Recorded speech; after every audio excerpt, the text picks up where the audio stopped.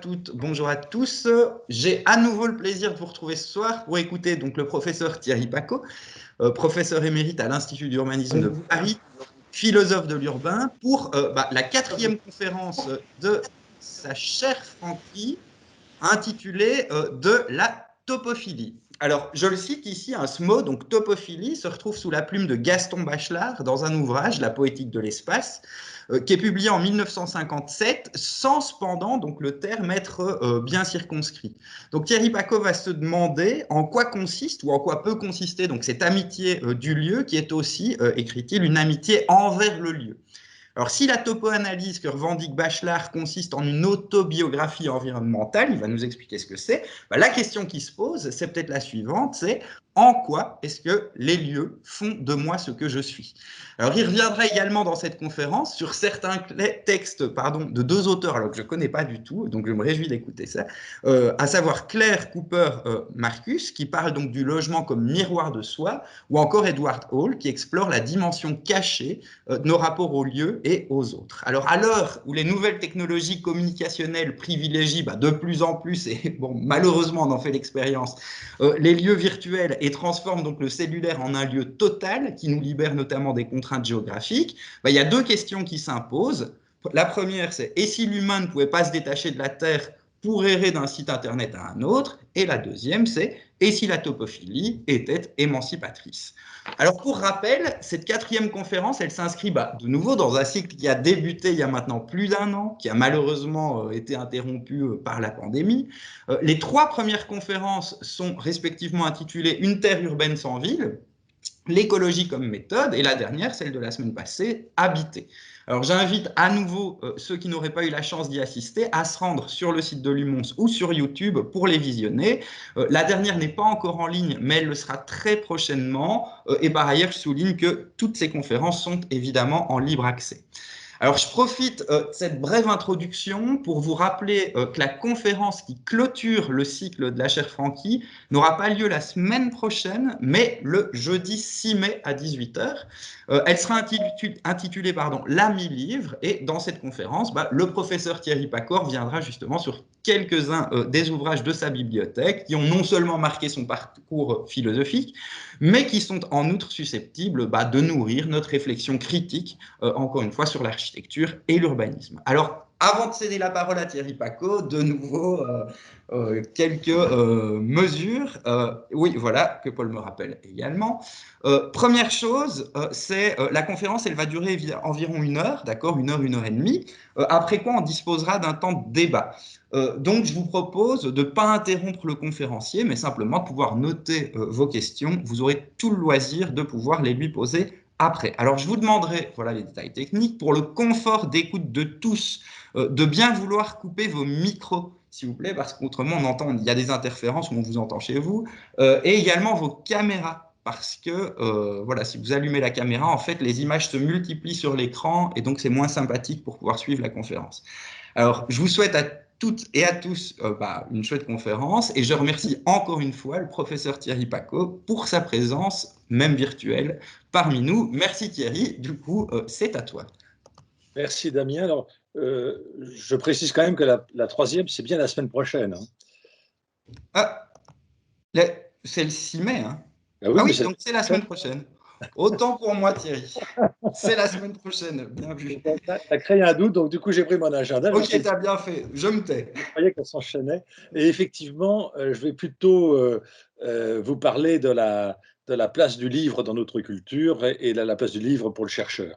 Voilà, ce sera plutôt ça que je vais essayer d'esquisser en me confrontant en particulier à l'œuvre du linguiste Walter Ong, qui a écrit un très très beau livre sur l'oralité et qui annonce que nous sortons peut-être de l'écrit du livre imprimé qui aurait été une parenthèse de 500 années depuis Gutenberg jusqu'à maintenant. Donc c'est une prise de position qui chahute un peu nos habitudes et je la présenterai à travers évidemment une réflexion plus globale sur notre rapport à la lecture. Est-ce que étudier veut dire nécessairement lire, voilà.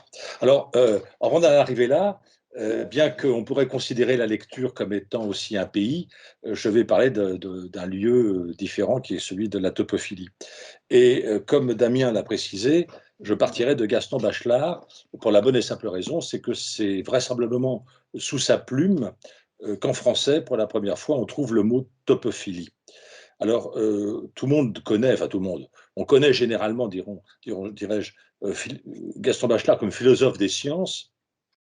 Je ne vais pas raconter sa vie, mais enfin, il est né en 1884, il est d'une famille très très modeste de Bar-sur-Aube, et il n'a pas l'opportunité de poursuivre des études après le baccalauréat. Et donc, il va, avec des cours du soir, passer différents concours dans des institutions comme les postes et télégraphes pour essayer d'avoir un métier un peu plus intéressant que celui que le baccalauréat seul lui permet de pratiquer. Et donc, il va devenir professeur de collège. Ensuite, Excusez-moi de vous interrompre, monsieur, mais est-ce que la personne invitée sous le nom d'Adrien voudrait bien couper sa caméra, s'il vous plaît? Merci.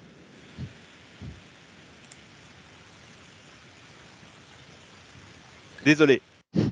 voilà, donc, donc ça, ouais, alors, il n'est pas un autodidacte non plus, hein, bien sûr, c'est pas ça du tout que je veux dire, mais il va avoir un trajet universitaire qui va lui permettre de passer dans tous les types d'établissements, depuis le collège, le lycée jusqu'à l'université. Et ce que je veux dire par là, c'est que du coup, il va avoir une œuvre qu'on a souvent présentée comme étant double. Et je pense que maintenant, on est revenu sur cette opposition du Gaston Bachelard épistémologue et du Gaston Bachelard euh, intéressé par la poétique des éléments. Parce que quand on le lit, on s'aperçoit que même ces ouvrages comme L'expérience de l'espace dans la physique contemporaine, par exemple, ou bien le nouveau savoir, le nouvel esprit scientifique, ou la philosophie du non, donc ces grands livres d'épistémologues, sont aussi nourris par toute une réflexion sur la poétique. Et donc, d'une certaine manière, il n'y a qu'un Bachelard. Voilà. Un Bachelard qui, de livre en livre, approfondit évidemment son obsession, j'allais dire, qui est celle de l'imagination matérielle. Il considère que notre imagination se nourrit de la matière, et c'est pour ça qu'il commence par étudier la physique. Mais il va très très vite aussi s'intéresser à l'alchimie, parce que celle-ci modifie évidemment les données de la matière, et puis il va s'intéresser à la poésie, parce que celle-ci va exalter la matière par une poétique des éléments. Et donc il va consacrer aux 4 éléments de la pensée occidentale 5 ouvrages qui sont des ouvrages majeurs, me semble-t-il. Mais je vais, avant d'en arriver d'évoquer les éléments, je voudrais quand même revenir au livre que Damien a cité, La poétique de l'espace, qui est un ouvrage de 1957, c'est-à-dire 5 ans avant sa mort, en 62 à 78 ans. Et dans cet ouvrage, qui est pour moi un ouvrage non seulement majeur, mais un ouvrage magique, parce que à chacune de mes nouvelles lectures, je ne souligne pas ou je ne mémorise pas les mêmes pages, les mêmes citations, les mêmes chapitres. Et il y a donc un plaisir sans cesse renouvelé, ce n'est pas le cas de tous les livres, hein, bien sûr, hein, de se plonger à nouveau dans la poétique de l'espace.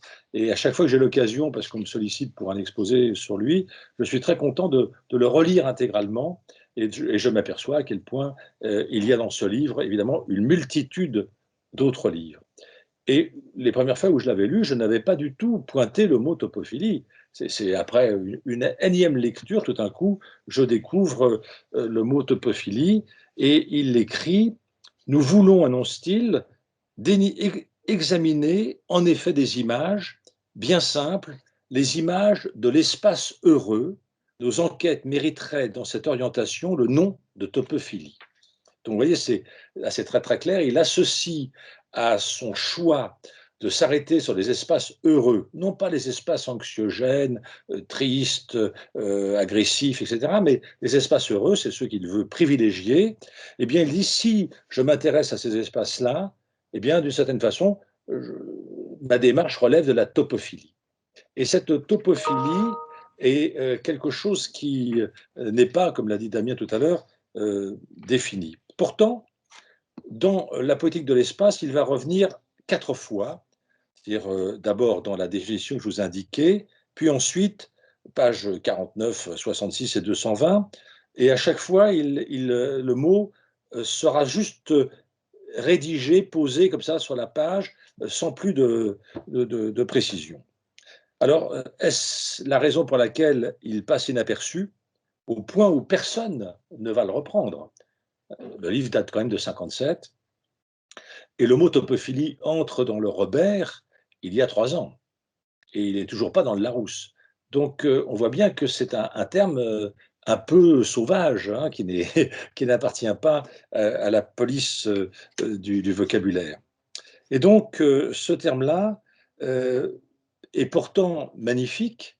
Il est facile à comprendre parce que très rapidement, même si on bute dessus la première fois, on sait que topo, ça renvoie à topos, c'est-à-dire le lieu, et que philie, c'est la philia grecque, l'amitié. Et on est assez convaincu, chacun d'entre nous, qu'il y a une amitié du lieu, qu'on a un rapport particulier à certains lieux, à certaines maisons, à certains endroits. Et donc que la plupart des habitants de la planète ressentent intensément, me semble-t-il, cette relation qui les attache à un lieu, ne serait-ce qu'à leur maison natale ou à leur pays natal. Alors là aussi, on sait, parce qu'il y a heureusement énormément de travaux sur cette question, que le sentiment du pays natal, l'importance du pays natal, est déjà chanté dans des tas de poèmes grecs et de l'époque romaine en latin, et donc ce n'est pas une relation récente, évidemment. Pourtant, voyez-vous, ces langues, le latin et le grec, comme le français à l'époque, ou l'allemand, ou l'anglais, etc., n'ont pas inventé le mot de topophilie. Donc il y avait pourtant une poésie qui se préoccupait de ce rapport particulier au lieu. Par contre, on le verra tout à l'heure, le mot topophobie va exister au début du XXe siècle dans la pensée psychanalytique, mais ça je vais y revenir tout à l'heure. Sans du tout parler d'aptopophilie en même temps. Vous voyez, donc c'est ça qui est assez intéressant. Ce sont des mots qui ne sont pas apparentés, alors que de fait, évidemment, pour nous, étymologiquement, ils le sont. Donc, ce qui intéresse Bachelard, ce sont les lieux qui sont habitables, les lieux qui sont amicaux, les lieux qui sont finalement chargés de toute une affectivité. Et il imagine, pour mieux comprendre la topophilie, il imagine une démarche qu'il appelle la topoanalyse. La topoanalyse, alors c'est intéressant aussi dans l'histoire de la pensée de Bachelard de voir qu'il ne reprend pas le terme qu'il avait utilisé avant-guerre de psychanalyse du feu. Il avait publié un livre, La psychanalyse du feu, c'est son premier livre sur l'un des 4 éléments de la pensée occidentale, et il ne le reprend pas parce qu'il avait été attaqué à l'époque par les psychanalystes en disant mais qu'est-ce que c'est ridicule de faire une psychanalyse du feu, la psychanalyse ne peut être faite que par un sujet pensant qui parle et qui raconte et qui essaye de raconter sa prime enfance pour essayer de saisir les racines de sa difficulté à être, par exemple. Et donc, par conséquent, faire de la psychanalyse du feu, évidemment, est quelque chose qui relève de la supercherie. Donc, du coup, par la suite, il parlera plutôt de poétique des éléments. Et là, dans la poétique de l'espace, il préconise la topoanalyse, qu'il considère être l'étude psychologique, systématique, des sites de notre vie intime. Je le cite, « Dans le théâtre du passé, qu'est notre mémoire, le décor maintient les personnages dans leur rôle dominant. On croit parfois se connaître dans le temps, alors qu'on ne connaît qu'une suite de fixations dans des espaces de la stabilité de l'être, d'un être qui ne veut pas s'écouler, qui, dans le passé même, quand il s'en va à la recherche du temps perdu, veut suspendre le vol du temps. Dans ces 1000 alvéoles, l'espace tient du temps comprimé, l'espace sert à ça. Là, c'est passionnant parce que là, c'est une phrase très claire. Hein. Souvent, on dit les philosophes tournent autour du pot, voilà, ils conceptualisent, on ne comprend pas toujours très bien. Là, Bachelard est très explicite. La topoanalyse, je le répète, c'est l'étude psychologique systématique des sites de notre vie intime. Et ensuite, il nous explique que pour comprendre la richesse d'informations que ces sites vont nous indiquer sur nous-mêmes, eh bien, il faut combiner, associer le temps et l'espace. D'où l'idée, évidemment, que l'espace tient du temps comprimé.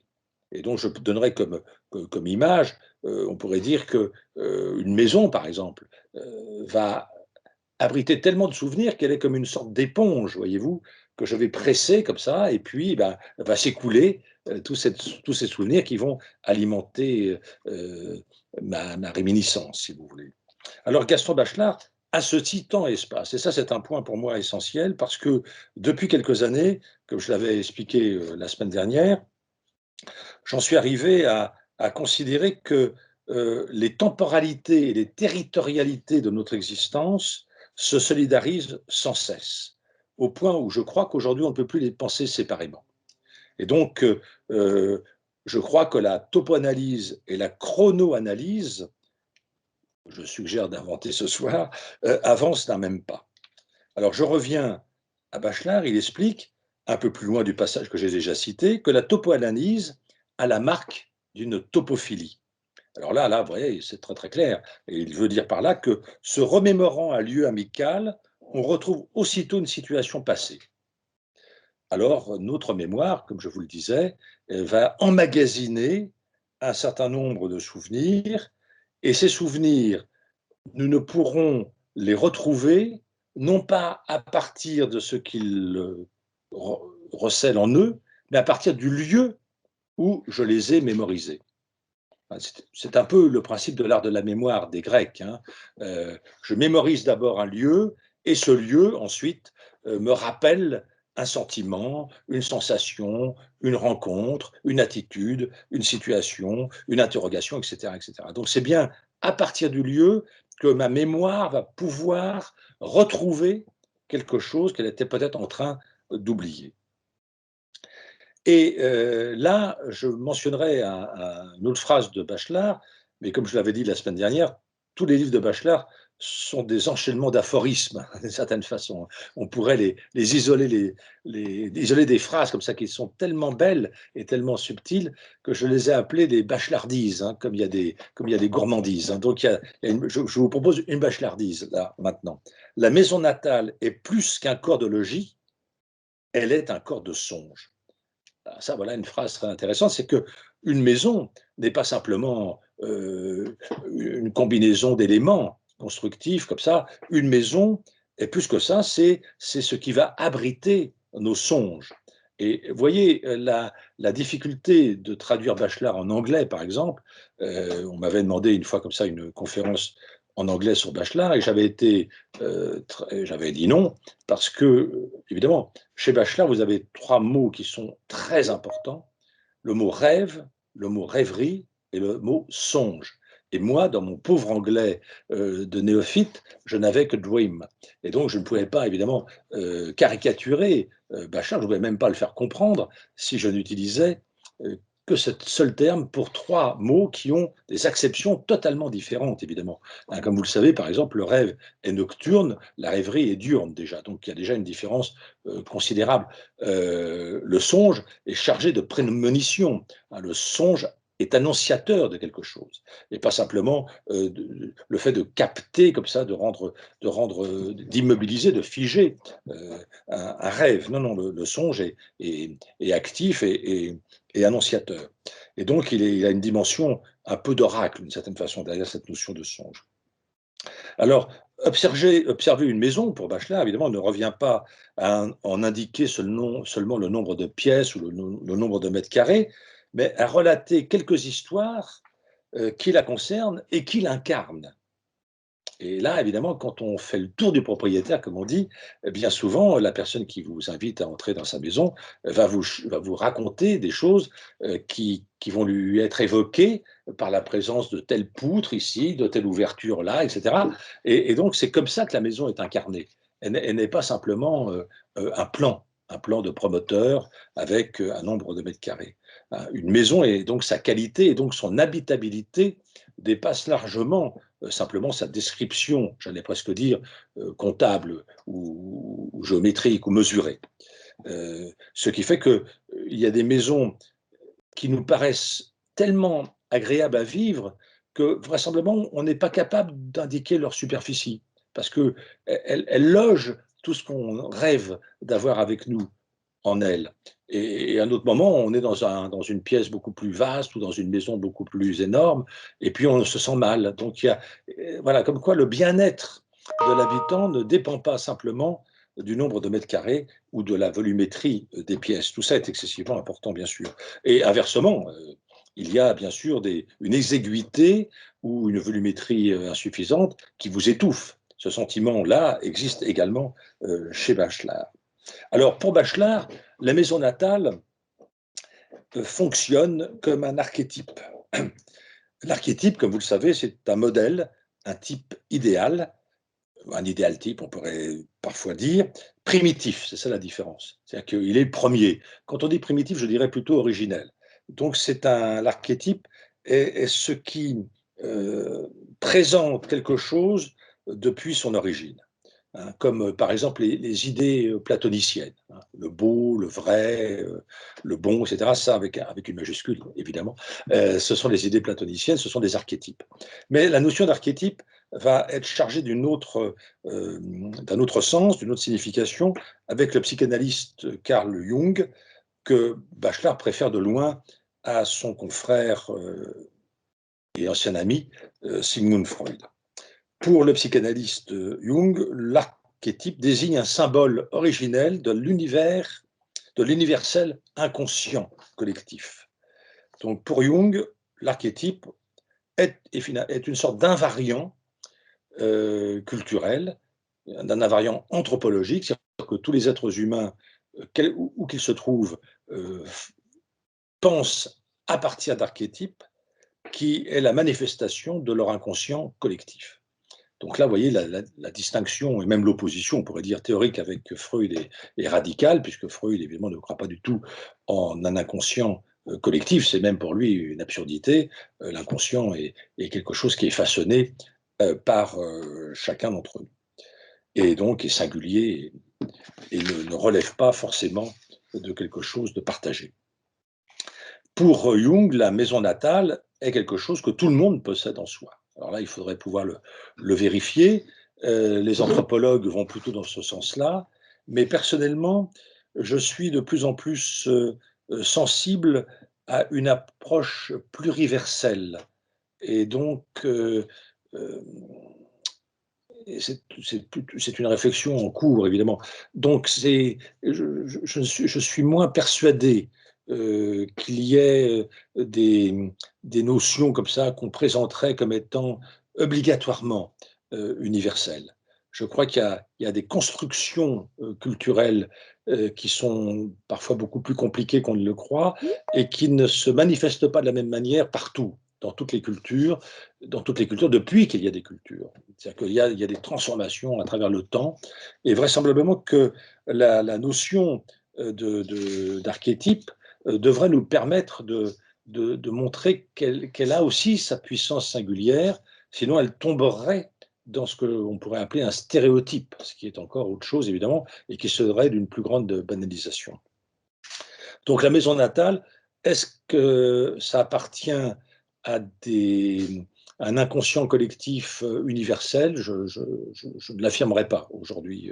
Là, je mettrai un petit bémol à l'affirmation de Gaston Bachelard. Néanmoins, je pense que dans de très nombreuses cultures, dont la nôtre, évidemment, la maison natale fonctionne comme un archétype.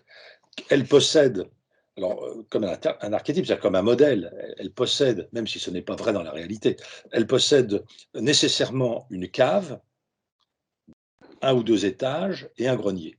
Voilà, c'est l'archétype de la maison natale. Et Gaston Bachelard en est persuadé parce qu'il va préfacer un livre de dessins d'enfants fait par une psychologue qui avait demandé aux enfants de dessiner leur maison. Et tous les enfants, même ceux qui sont dans des appartements au 10e étage d'un ensemble de logements sociaux, tous vont, ou d'autres qui vivent dans une caravane, etc., peu importe, tous vont dessiner une maison plus ou moins semblable, évidemment, plus ou moins bien maladroitement ou adroitement dessinée, qui va figurer un toit à double pente avec une cheminée, souvent avec un feu et de la fumée qui s'échappe de là pour montrer que c'est une maison chaleureuse. Et puis, visiblement, il y a un étage ou deux. Alors, il ne dessine pas la cave, mais on peut soupçonner qu'elle existe, évidemment. Et puis, généralement, il y a la présence d'un arbre et puis du soleil. Alors là, évidemment, les interprétations sont faciles pour voir quelle est la présence du père et la présence de la mère dans la symbolique de ces deux éléments. Et donc, à travers la lecture d'un dessin d'enfant, on peut connaître l'état de la solidité du couple. Hein, de cette façon, si c'est une maison, si les parents sont divorcés, on va s'en rendre compte assez rapidement dans la place qu'occupera dans le dessin le soleil ou l'arbre. Mais je reviens aux trois éléments constitutifs de la maison natale. La cave, eh ben, c'est le lieu des secrets, le lieu des transgressions, vraisemblablement, le lieu aussi des peurs. Évidemment, à l'époque de Bachelard, la plupart des caves n'étaient pas éclairées, donc on descendait à la cave avec une bougie ou avec une lampe torche. Et donc, pour un enfant, évidemment, il y avait toutes les frayeurs possibles, mais en même temps, il y avait une sorte d'excitation à aller voir ce qui s'y passait dans cette cave. Alors, on prenait son courage à deux mains et on allait quand même en explorateur avec la torche regarder ce qu'il y avait dans cette cave et on trouvait des vieilles bouteilles, on trouvait peut-être une lessiveuse, enfin ouais, des vieux outils. Bon, la cave était donc quelque chose dont on parlait peu. Et puis, elle n'était pas totalement liée à la maison. Vous voyez, il y a une sorte d'étanchéité. Il y avait un sas, hein, il fallait ouvrir une porte, descendre un escalier, etc., qui n'était pas éclairé. Ensuite, il y a des étages, parce que dans les étages, eh bien, on circule, on accède en montant et en descendant. Gaston Bachelard parlera de la hardiesse de l'escalier. Pour lui, c'est quelque chose de très important. On la prend avec force, la rampe, pour grimper avec énergie, avec hardiesse, et puis on descend prudemment, évidemment, sans nécessairement tenir cette rambarde. Et puis, d'autre part, l'idée des étages confirme la conviction profonde chez Bachelard que l'être humain est un être vertical. Il se lève dès le matin. Le matin, il se lève, chacun d'entre nous, nous dormons allongés, j'espère, et on se lève. Et dès qu'on se lève, eh bien, évidemment, on commence la journée de notre pleine activité. Par ailleurs, symboliquement, le fait de se lever, c'est évidemment de vouloir manifester son autonomie et donc sa non-subordination à l'autorité qui vous maintiendrait sous son joug et qui vous écraserait. Et donc, d'une certaine façon, la condition humaine liée à la liberté, c'est le fait d'être debout. Vous connaissez, du moins certaines et certains d'entre vous connaissent le chant révolutionnaire, l'Internationale, hein, c'est bien debout les damnés de la terre. Donc on voit bien que la marque de l'émancipation individuelle et sociale, c'est de relever la tête. Donc pour cette idée-là, l'être humain se lève. Et nous savons maintenant, évidemment, par les orthographes, etc., que le cerveau humain se développe précisément dans toute l'histoire de l'évolution du vivant par justement la situation, la position debout. Donc, la maison n'est pas une maison de rez-de-chaussée. Voilà, c'est ça que je voulais simplement dire. Et il y a un grenier. Alors, le grenier, bien sûr, c'est l'endroit préféré de Bachelard et de bien des enfants, j'allais dire. C'est l'emplacement propice par excellence pour déclencher la rêverie. Parce que dans le grenier, on y a entreposé des vieux vêtements démodés, on a entreposé des objets qui appartenaient aux aïeux, qu'on n'utilise plus, et puis ça va servir de déguisement, ça va servir pour fabriquer, inventer des jeux, voilà, ça va aussi nous faire imaginer des choses auxquelles on n'aurait pas songé, ne serait-ce qu'en questionnant à quoi ça servait, voilà, on ne sait pas trop. Et donc le grenier, c'est un peu un cabinet des des curiosités que chacun possède sans trop le savoir. Et quand on a un copain qui vient jouer, ben on l'emmène dans le grenier parce qu'on pense qu'on va l'étonner en lui montrant un miroir qui est un peu abîmé, en lui montrant une malle dans laquelle on va essayer de l'enfermer pour faire un tour de magie, etc. etc. Donc, tous ces trésors qui sont à l'intérieur du grenier constituent un bric-à-brac qui sera déclencheur de l'imagination des enfants. Et puis, cette idée, vous voyez, de la maison qui a son grenier, ses étages et sa cave, montre bien qu'il y a une sorte d'élan, comme ça, de la vie. La vie est un élan vital. Ça, c'est du Bergson, mais Bachelard, pour une fois, aurait pu le dire. Et il cite dans son livre cette phrase très belle du poète Joé Bousquet, qui parle de quelqu'un en disant c'est un homme à un seul étage. Il a sa cave dans son grenier. Et pour Joé Bousquet, et surtout pour Bachelard qui commente ce vers, avoir un seul étage, c'est évidemment quelque chose de catastrophique.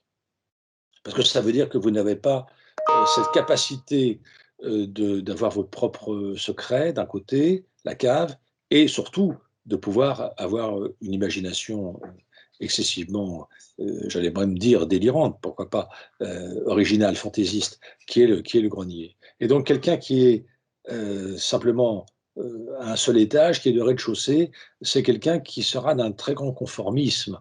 C'est quelqu'un qui sera dans la soumission de l'ordre des choses et qui ne prendra pas sur lui la capacité à finalement s'inventer des pays imaginaires, aussi bien fantasmagoriques que ce qu'on pourrait avoir dans la cave, avec peut-être même des frayeurs, comme je disais tout à l'heure, ou alors carrément, évidemment, plus poétique avec le grenier. Donc, la maison de Bachelard, la maison natale pour Bachelard, c'est une maison onirique, évidemment. Et du reste, dans son livre, La poétique de l'espace, pour celles et ceux qui liront ce texte, vous verrez qu'il va nous entraîner à ouvrir le tiroir et l'armoire des chambres, observer le nid, la coquille, les coins, et même à élaborer toute une réflexion sur la dialectique du dehors et du dedans, et puis toute une réflexion sur la phénoménologie du rond. Alors, je ne vais pas résumer cet ouvrage, hein, ce n'est pas l'objet de mon exposé, mais il y a, je pense, quelque chose qu'on devrait pouvoir faire, nous, c'est une auto-topo-analyse. Alors ça, je vous conseille vivement de faire cette auto-topo-analyse. Et lui ne la fait pas.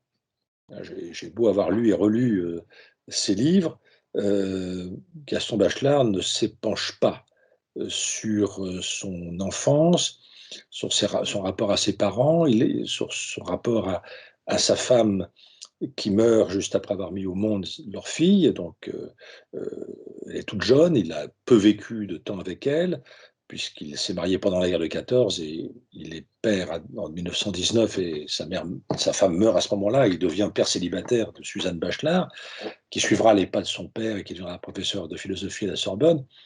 Je l'ai eu comme prof, c'était sa dernière année d'enseignement, mais il ne fallait surtout pas lui parler de son père.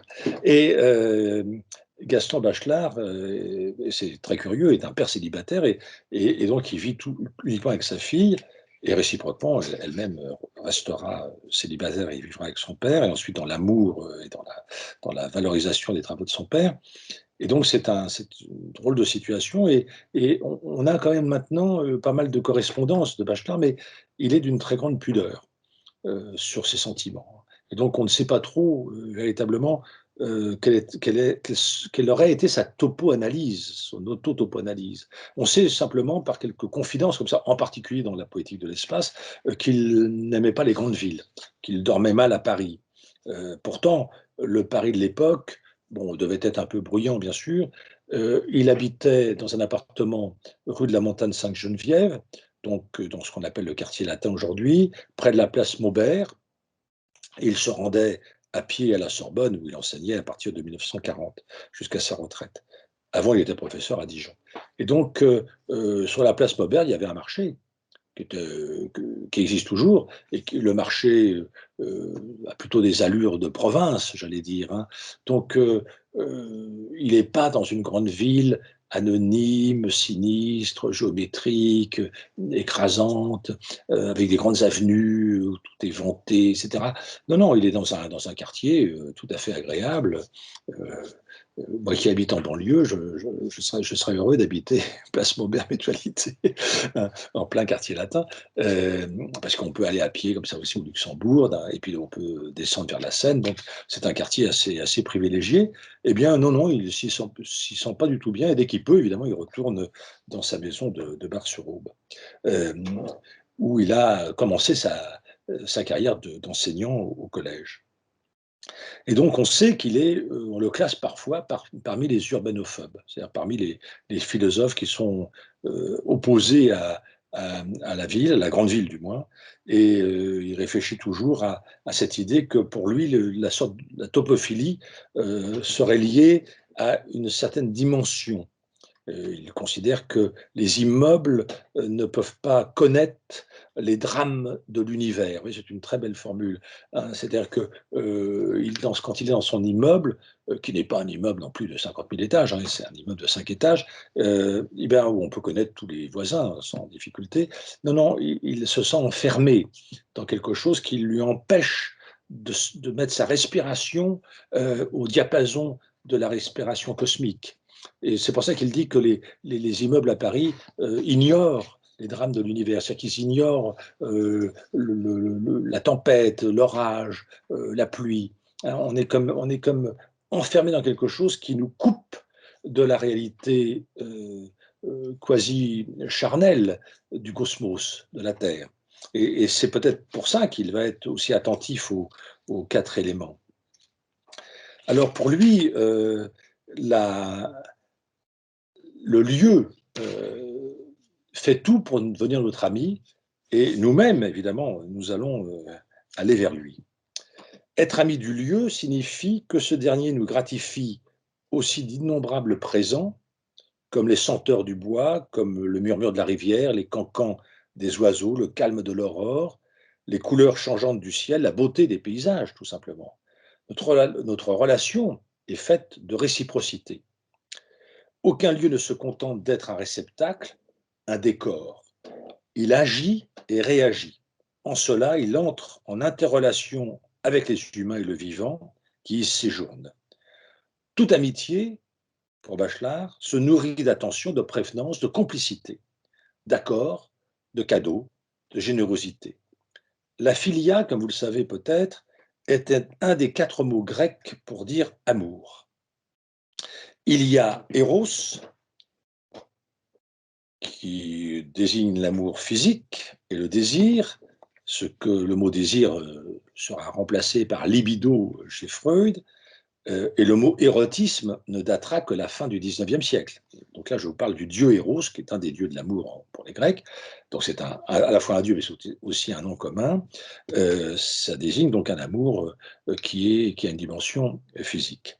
Il y a ensuite l'agapé, qui est un amour plutôt spirituel. C'est un terme qui est plutôt utilisé et valorisé par le christianisme. Et comme vous le savez, la première langue du christianisme, c'est le grec. Et donc l'agapé va donner en français le mot agape, malheureusement, qui est très restrictif par rapport à sa dimension d'amour spirituel. Il vaudrait mieux traduire le mot grec d'agapé en latin, c'est caritas, qui va donner en français charité, mais qui va surtout donner chérir. Alors là, on comprend mieux le lien entre l'amour et l'agapé. C'est vraiment chérir, c'est le chérissement. Et aujourd'hui, c'est un mot un peu désuet, hein. Je constate, lorsque j'évoque l'action de chérir, on se dit de quoi parle-t-il? Alors, on a gardé chéri dans les séries télévisées. Mon chéri, ma chérie, mais non, non, c'est pas ça. C'est le mot chérir. On le retrouve dans simplement cette idée de ce que dans le christianisme on appelle l'amour du prochain, c'est-à-dire l'amour de l'autre. Je ne peux me regarder dans la glace d'une certaine manière que parce que j'aime mon prochain. Sinon, ça veut dire que je n'ai pas compris que j'appartiens à une communauté.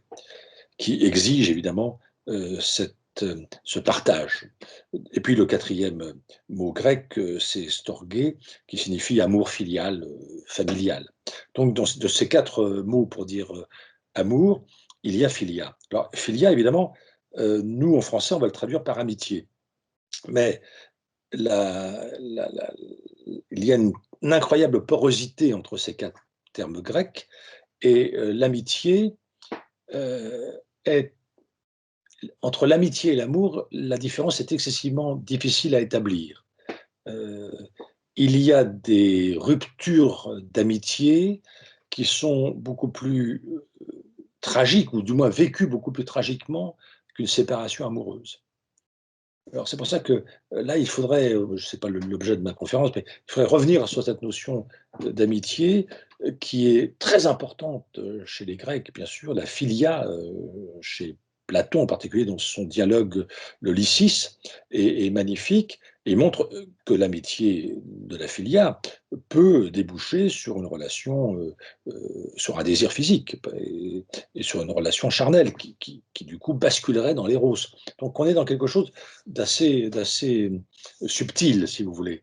Et dans l'éthique à Nicomaque, donc quand Aristote écrit à son fils Nicomaque pour lui dire qu'est-ce que signifie vieillir, c'est une première partie de son éthique à Nicomaque. La deuxième partie, elle est sur l'amitié, et il explique que finalement, on ne réussit sa vie que si, dans sa vie, on a éprouvé de l'amitié.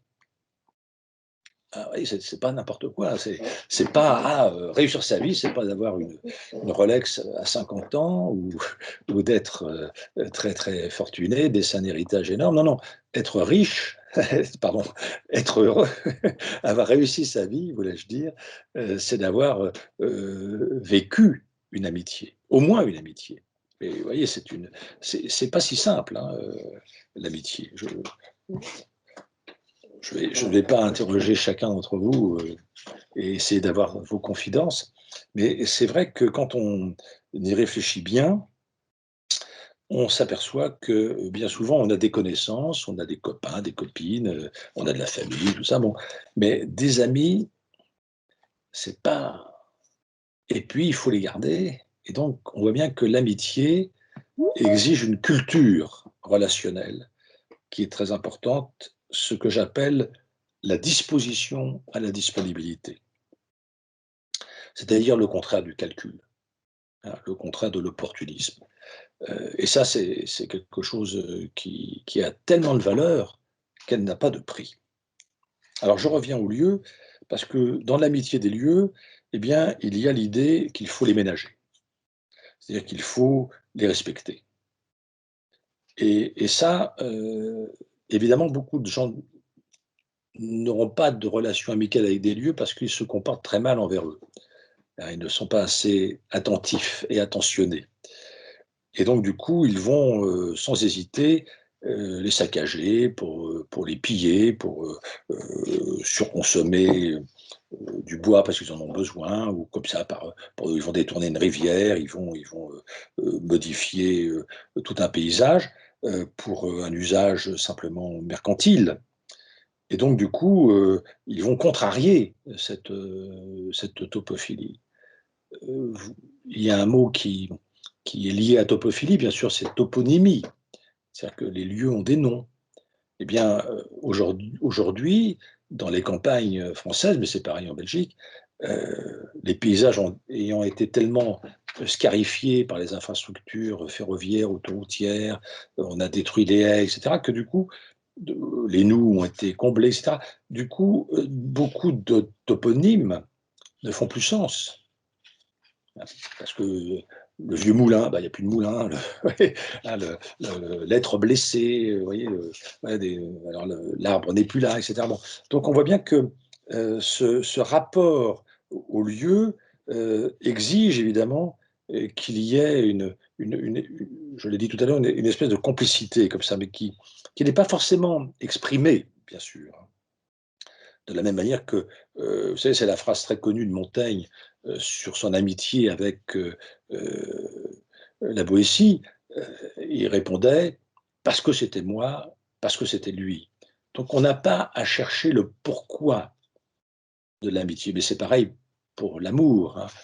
L'amour a une raison, le cœur a des raisons que, voilà, que la raison ignore. Bon, ben c'est exactement la même chose. C'est-à-dire que les 4 termes pour dire l'amour en grec ne s'enracinent pas dans une explication avec une causalité, c'est-à-dire avec une logique que la raison pourrait produire. On ne sait pas.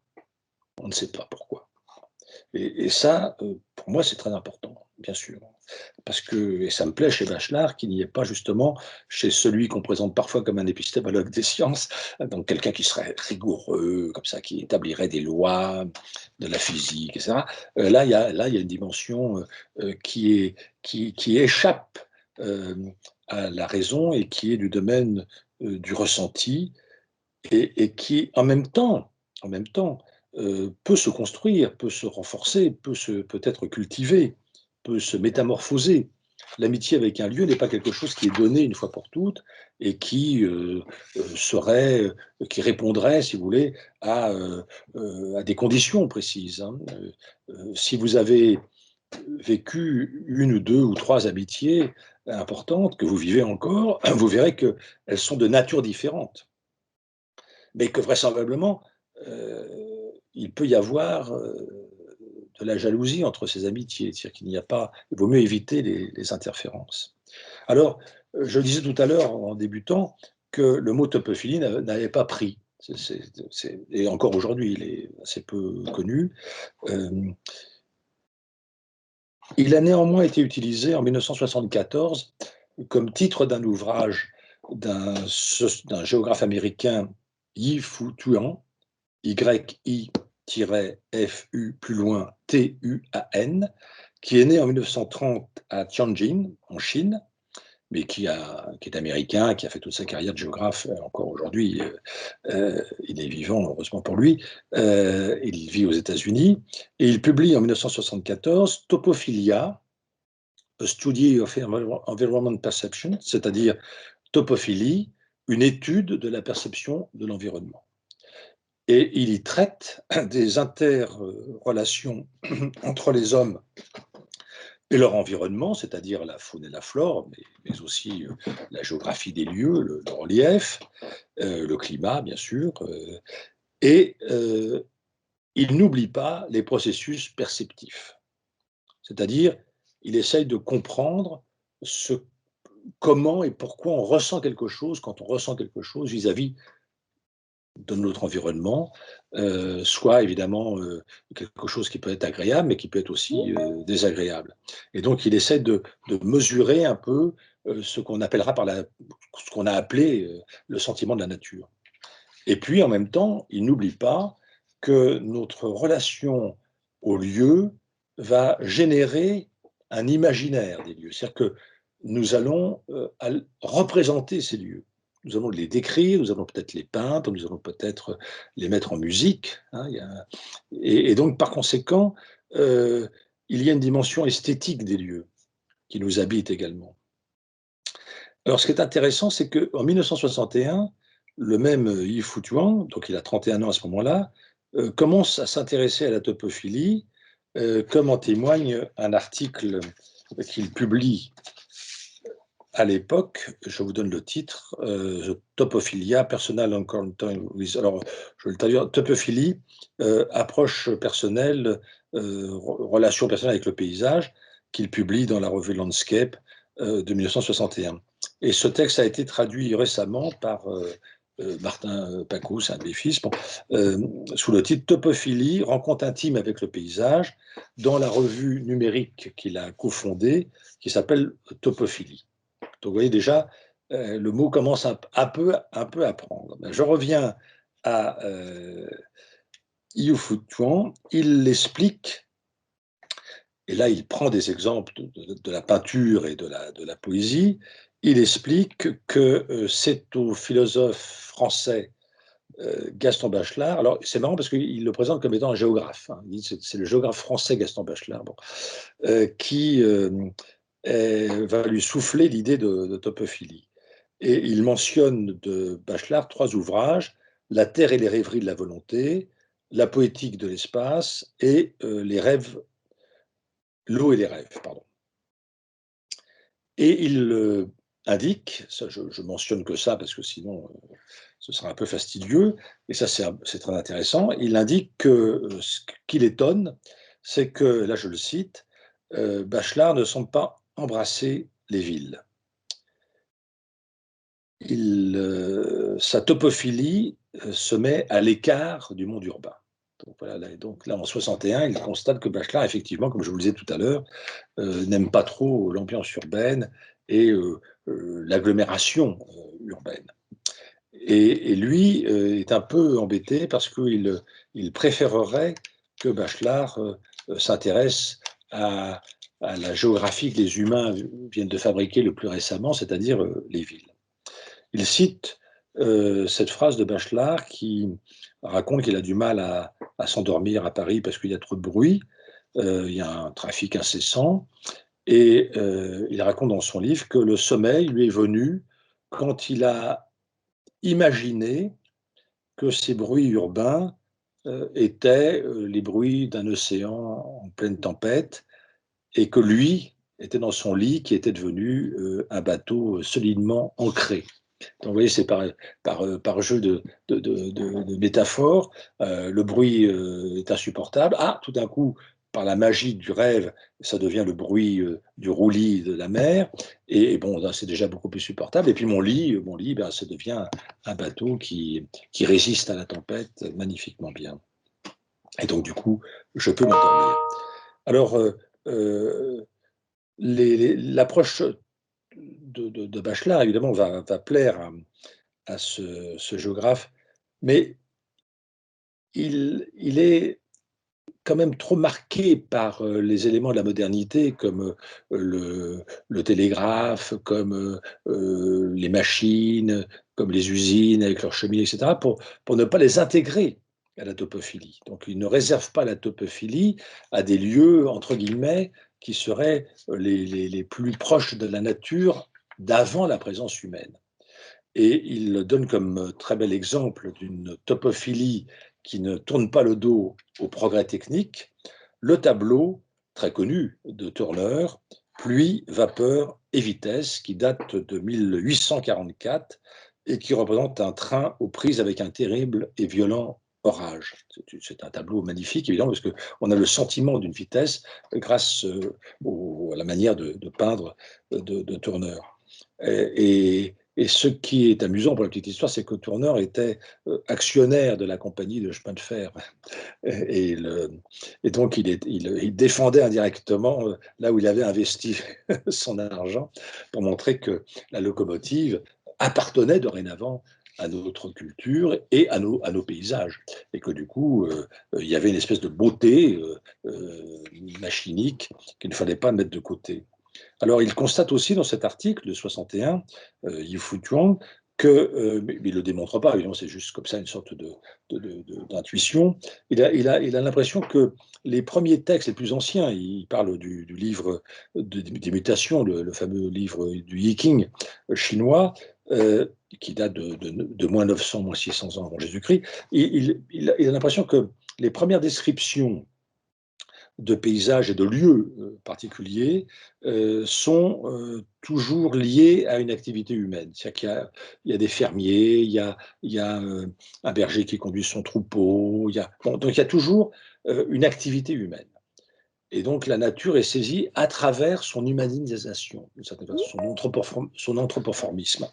Et il a l'impression que plus on se rapproche de notre période, donc du XXe siècle, eh bien, plus on quitte les activités humaines qu'on essaye de considérer comme étant non naturelles. Au contraire même, elles vont altérer la nature, elles vont même dénaturer la nature.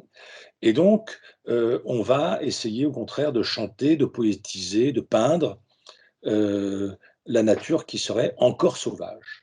Le wilderness, par exemple, pour le 19e siècle américain. Et donc, pour lui, et là je le cite, les géographes doivent, je crois, dit-il, prendre congé de leurs devoirs professionnels et rejoindre au moins de temps en temps, les artistes et les poètes pour dépeindre la splendeur de la terre. Et nous devons, dit-il, saisir tous les fruits variés de la terre. C'est-à-dire pas seulement, évidemment, ce qui évoque une nature encore pastorale, une nature arcadienne, mais la nature telle qu'elle a été modifiée, transformée, peut-être même un peu brutalisée par le progrès technique. Alors, c'est peut-être à la fois l'intérêt de cet article et sa limite, c'est que d'une certaine façon, il essaie de fonder une géographie culturelle qui attribuerait à la topophilie la capacité de s'adapter aux mutations techniques que la société productiviste génère. Tandis que chez Bachelard, excusez-moi, tandis que chez Bachelard, je parlerai de Balzac tout à l'heure, il y a au contraire cette idée que la nature est avant tout élémentale. Je vais revenir sur ces idées de Bachelard et des éléments. Je regarde si je l'évoque. Je vais l'évoquer tout de suite, du coup, c'est plus simple. Bachelard, évidemment, avait lu Empédocle. Empédocle, vous savez, c'est un médecin et poète grec de Sicile, Argenteuil, et il est très connu pour une légende qui est celui de son suicide dans l'Etna. Il se serait jeté dans l'Etna et pour montrer qu'il était mort, il a laissé ses sandales, les sandales d'Empédocle, au bord du cratère. Plusieurs historiens de la pensée grecque, y compris quelques décennies après sa mort, racontent que c'est une légende. Bon, indépendamment de ça, il est le théoricien d'un système philosophique où alternent l'amour et la haine, qui combinent différemment, réorganisent différemment la sphère, sphéro, c'est-à-dire la Terre. Et par contre, il y a 4 racines des choses qui, elles, sont toujours présentes en dosages différents, selon que la haine l'emporte sur l'amour ou l'amour sur la haine. Ces 4 racines sont la terre, le feu, l'air et l'eau. Alors, je vais très vite là-dessus. J'insiste sur racine parce qu'en fait, on ne trouve pas le mot élément chez Empédocle. Le mot élément, on le trouvera plus tard chez Platon, dans le Timée, et puis ensuite chez Aristote. De la même manière, il ne parle pas de matière. Le mot matière arrivera dans la pensée grecque peu après. Donc là, vous voyez, on est obligé de revenir à des expressions beaucoup plus simples, d'une certaine manière. Il y a 4 principes, dirons-nous, au lieu de dire racines, 4 principes des choses qui sont ce que nous appelons, nous, les 4 éléments, sachant que dans la pensée orientale, il y a 5 éléments qui diffèrent selon qu'on est en Chine ancienne ou en Corée ou au Japon. Hein. Bon, dans un cas, c'est le fer, dans un autre cas, c'est le bois, enfin bon, peu importe. Je reviens aux 4 éléments occidentaux. Ce qui est important à noter, c'est qu'ils expriment chacun quelque chose de son contraire. Donc, ils sont dialectiques. Mais je l'avais déjà évoqué la semaine dernière, donc je n'y reviens pas. Alors, pour Bachelard, évidemment, c'est indispensable parce qu'il est toujours dans une perception et une compréhension de la Terre comme organique. C'est-à-dire que nous sommes dans le monde vivant. Et donc, ça bouge, ça change, ça vit de tension, de rythmique. C'est excessivement important chez Bachelard. On n'est pas dans quelque chose de figé, de facilement analysable, parce que tout sans arrêt s'enchaîne et s'entremêle. Ce qui lui permet évidemment de considérer que la topoanalyse n'est pas si simple à élaborer. Et alors, Yu-Fu Zhuang, lui, va faire de l'approche bachelardienne de la topophilie le point de départ de sa géographie culturelle. Donc ça, c'est un mouvement très important, je ne vais pas y assister plus que ça, qui naît aux États-Unis et qui très vite va se généraliser partout. En France, il y a tout un courant, avec Paul Claval, par exemple, de ce qu'on appelle la géographie culturelle. Il y a même une revue qui s'appelle Géographie culturelle. Et c'est vrai que ce n'est pas la géographie physique, ce n'est pas la géographie humaine, c'est une autre géographie qui essaye de rendre intelligible notre rapport au monde à partir de faits culturels, qui peut être la danse, qui peut être le sentiment de la nature, qui peut être la peur de la nuit, enfin, vous voyez, qui peut être aussi nos pratiques alimentaires, etc., nos vestimentaires. Donc c'est une autre manière de saisir notre géographicité. Alors là, il y a une paysagiste, donc là je vais en parler quelques instants, une paysagiste née en Angleterre, mais qui a épousé un Américain, qui donc s'installe aux États-Unis, où elle fera carrière, comme paysagiste et comme enseignante du paysage à Berkeley. Elle s'appelle Claire Cooper Marcus, donc Cooper c'est son nom de jeune fille, Marcus c'est son nom de femme mariée. Elle est née en 1934 et elle va être renommée pour ses réflexions sur les effets bénéfiques de la nature sur le comportement des humains. En particulier, elle va étudier les jardins thérapeutiques. Elle va essayer de comprendre à quel point la présence de la nature, même toute petite, un petit jardin ici, une plate-bande là, etc., sont considérés comme des bénédictions, sont considérés comme des bienfaits. C'est quelque chose d'essentiel. Ce sont des espèces de manifestations d'épiphanie de la nature. Et que ça a un effet sur notre psyché. Donc, vous voyez, on n'est pas loin dans la psyché, on n'est pas loin là, évidemment, de la topoanalyse. Et du reste, dans un ouvrage très important qu'elle publie en 1995, The House as a Mirror Self, c'est-à-dire que la maison comme miroir de soi, revient finalement à faire une topoanalyse, c'est-à-dire qu'elle explique que, je vais le dire un peu bêtement, dis-moi où tu habites, dis-moi quelle est ta maison, je te dirai qui tu es. Bon, voilà. Alors, heureusement, ce n'est pas aussi simple que cela, mais elle est, elle, persuadée de ça, et elle va inventer un exercice que j'ai repris il y a une vingtaine d'années, que j'ai fait faire pendant toutes mes années d'enseignement à tous mes étudiants, quel que soit le cours que je devais assurer, qui est je l'ai appelé en français la confidence, si vous voulez, l'autobiographie environnementale. Elle a été amenée à faire cet exercice parce que elle s'était aperçue que beaucoup de ses étudiants en paysage n'étaient pas très motivés et auraient mieux fait d'être pharmaciens ou gestionnaires. Et donc, du coup, pour que par eux-mêmes, ils prennent conscience que peut-être ils étaient mal orientés, elle faisait faire au tout début d'année un exercice un peu sélectif, du coup, qui était « Racontez-moi en quoi les lieux ont fait de vous ce que vous êtes », comme le disait Damien dans son introduction.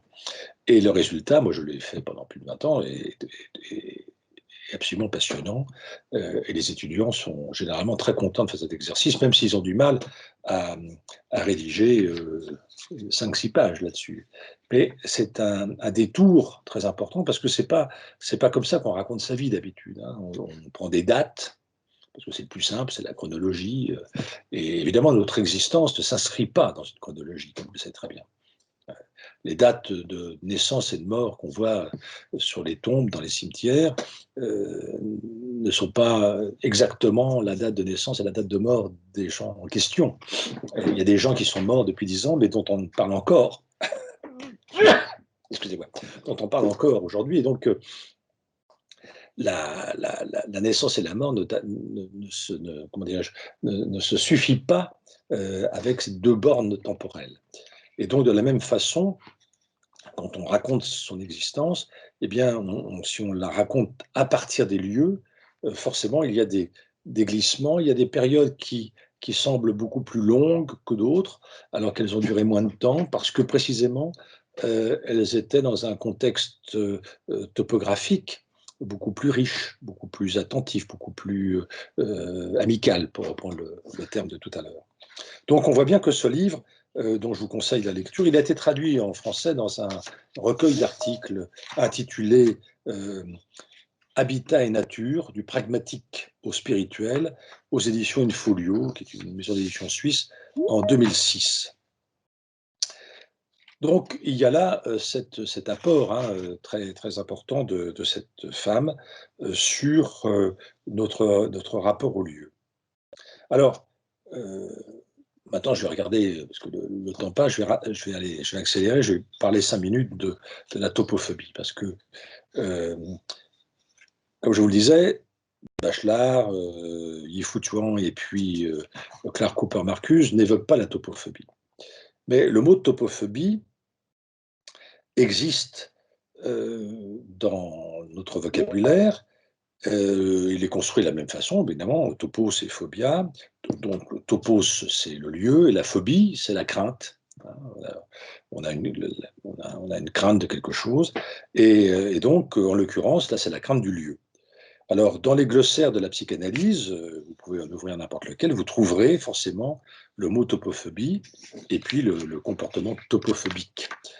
Et généralement, on y associe une citation de Sigmund Freud qu'on extrait de son introduction à la psychanalyse, qui est publiée en 1916, et que je vais vous lire maintenant. Les malades atteints d'agoraphobie, entre parenthèses, topophobie, peur de l'espace, affection qui ne rentre plus dans le cas de la névrose obsessionnelle, mais que nous désignons sous le nom d'hystérie d'angoisse, reproduisent dans leur tableau nosologique, avec une monotonie souvent fatigante, les mêmes traits. Peur des espaces confinés, de grandes places découvertes, de rues et allées s'allongeant à perte de vue. Ils se croient protégés lorsqu'ils sont accompagnés par une personne de leur connaissance ou lorsqu'ils entendent une voiture derrière eux. Mais sur ce fond uniforme, chaque malade présente ses conditions individuelles, des fantaisies, pourrait-on dire, qui sont souvent diamétralement opposées d'un cas à l'autre. Tel redoute les rues étroites, tel autre les rues larges. L'un ne peut marcher dans la rue que lorsqu'il y a peu de monde, tel autre se sent à l'aise que lorsqu'il y a foule dans les rues. De même, l'hystérie, malgré toute sa richesse en traits individuels, présente de très nombreux caractères généraux et typiques qui semblent rendre difficile la rétrospection historique. N'oublions cependant pas que c'est sur ces symptômes typiques que nous nous guidons pour l'établissement de notre diagnostic. Donc on isole cette phrase de Freud pour dire, voilà, il a parlé de tas de choses, mais il a parlé de la topophobie. Alors personnellement, je suggère d'élargir la définition de ce terme, de le sortir de son contexte psychiatrique et psychanalytique et de l'étendre à tout désagrément spatial, bâti ou non, et à toute dépréciation territoriale. Voilà, donc je vais conclure là-dessus, c'est-à-dire que je pense que la topophobie, elle relève du désagrément spatial, c'est du dénigrement spatial dont je vais vous parler, et évidemment du dénigrement territorial. Donc, une architecture anxiogène, un bâtiment écrasant, le vertige à partir d'une certaine hauteur, un paysage trop vaste, un canyon abrupt entre deux parois rocheuses, sont des lieux qui effraient, qui inquiètent et qui peuvent même paniquer. Les éviter relève de la topophobie, bien évidemment. Dans ce cas, elle est discriminante et peut très bien se combiner à une topophilie envers d'autres lieux, à nos yeux plus hospitaliers, agréables, satisfaisants. Ça, c'est la première topophobie. L'autre topophobie, celle qui résulte de la globalisation du capitalisme financiarisé, marque une indifférence envers le lieu, un mépris pour le territoire, un détachement vis-à-vis du logement, des lieux, sans aucune qualité émotionnelle.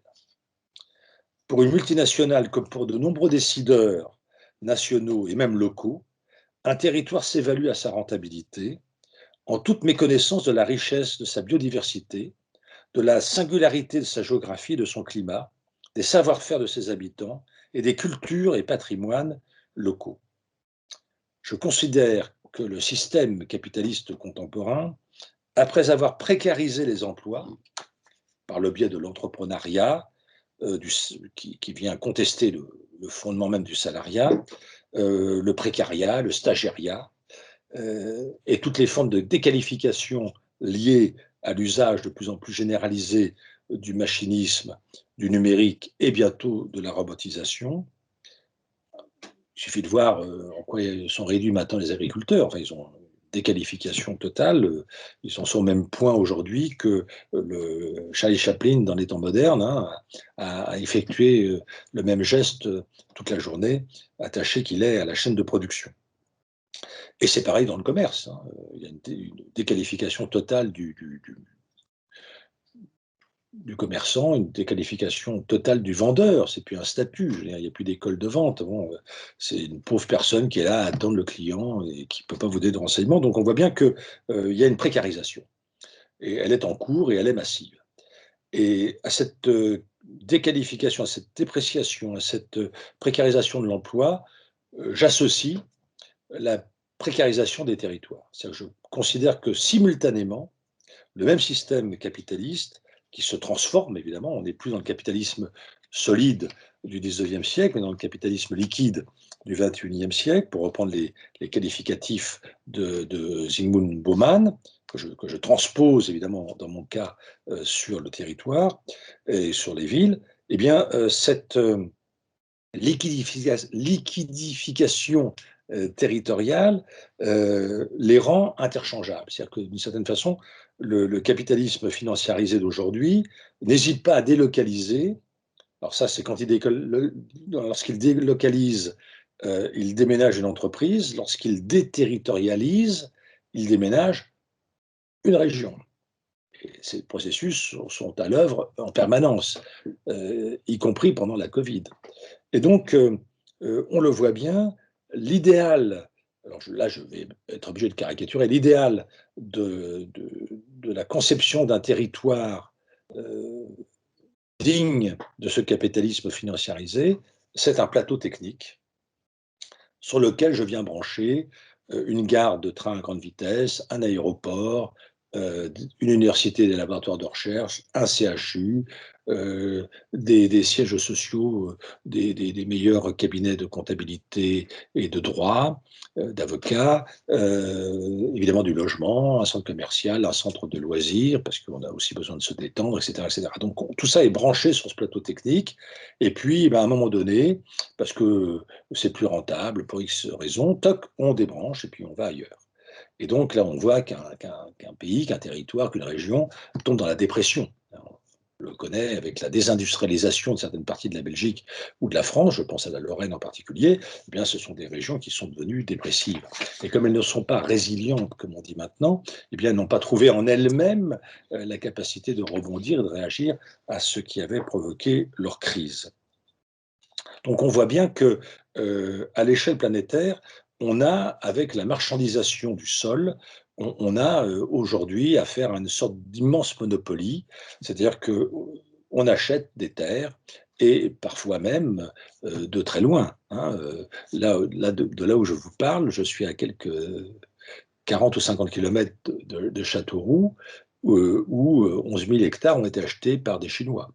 Donc on voit bien que là, tout d'un coup, c'est pas simplement l'Érythrée, c'est pas l'Éthiopie, c'est pas le Brésil, ça, dans lesquels on achète des terres, c'est que la marchandisation du sol, du foncier, c'est-à-dire de la terre, dans tout ce qu'il y a de plus fort symboliquement, dans cet élément-là, eh bien, est quelque chose qui peut quitter sa propre histoire, sa propre chronologie, sa propre biographie même, pour être associé et cultivé différemment par le nouveau propriétaire. Donc là, je crois que c'est un point très important. Je voulais le développer, mais je vois qu'il est déjà 19h20. Je voulais développer cette idée parce que derrière le mot terre, derrière le mot sol, bon, sol, bon, j'ai pas le temps d'entrer dans l'étymologie, mais voilà, je voulais m'arrêter sur l'étymologie des mots parce que ça nous révélait à quel point nous sommes des terrestres, les habitants de la Terre, on n'est pas simplement des terriens, et que par conséquent, notre rapport au sol est un rapport constitutif même de notre propre culture, qu'on soit agriculteur ou pas.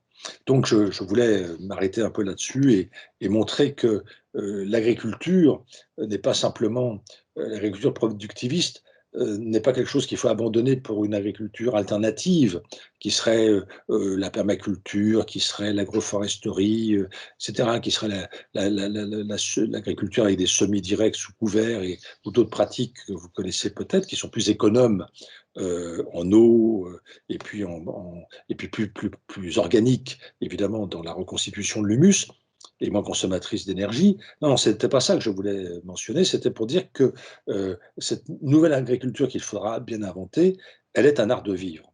Et de la même façon, toutes les activités humaines que nous essayons de constituer devraient reposer non pas sur une efficacité technique, sur une rentabilité économique, mais sur le fait qu'elles appartiennent et qu'elles confortent un art de vivre, et que cet art de vivre, eh bien, nous rend tous colocataires, que j'écris TE2R évidemment, de notre petite planète. Et donc, du coup, cet art de vivre-là, c'est aussi un art de produire, c'est aussi un art de penser, d'imaginer, d'aimer, et puis aussi un art de mourir. C'est vrai que l'acharnement thérapeutique, évidemment, devrait être discuté. Bon, tout ça, je vais évidemment le passer. Je m'attardais un peu sur l'éthique de la Terre qui a été prônée par Aldo Leopold, un auteur que j'aime beaucoup, dans son Almanach d'un comté des sables, qui a été publié 1 an après sa mort en 1849. Et puis, je vais conclure simplement par ça, enfin, pour qu'on ait un peu de temps de discussion, que je pense qu'il y a aujourd'hui un topocide qui vient s'ajouter et qui vient amplifier l'écocide et le géocide, et qu'il nous faut en prendre bien conscience, que cette topophobie s'accompagne généralement d'une homogénéisation des paysages et d'une banalisation des lieux qui leur fait perdre leurs moindres caractéristiques propres, capables de déclencher justement la rêverie. Et que cette topophobie s'accompagne en même temps, c'est ça qui est excessivement dangereux, d'une homogénéisation des temporalités et des rythmes. Et donc, de la même manière qu'on pense que tous les lieux sont interchangeables, parce qu'on est dans une indifférence au lieu, on va penser que toutes les heures valent 1 heure. Eh bien, évidemment, nous le savons tous autour de cette salle virtuelle, que ce n'est pas vrai. Il y a 1 heure qui peut paraître très longue, et puis d'autres qui paraissent trop courtes, comme je l'espère pour vous en ce moment. Je vais m'arrêter là, Damien. Je compléterai peut-être par des réponses à vos questions. Voilà, je vous remercie de votre attention. Merci beaucoup Thierry pour cette conférence qui est absolument passionnante, vraiment. Et je ne doute pas qu'il va y avoir de nombreuses questions. En tout cas, moi j'en ai beaucoup, mais comme j'ai tendance à trop parler, je propose de laisser la parole au public. Donc voilà, tout qui veut est invité à poser sa question au conférencier.